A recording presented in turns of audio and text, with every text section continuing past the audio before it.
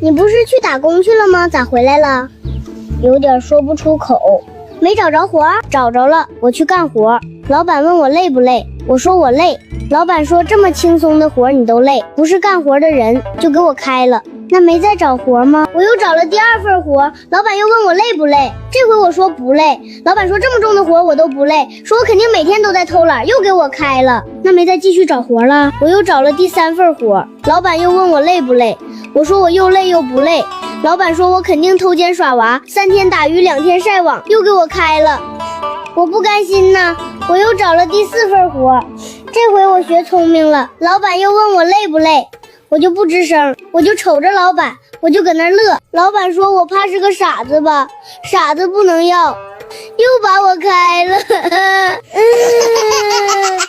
你还是在家给我干活吧，指定不能开你，你先去做饭吧。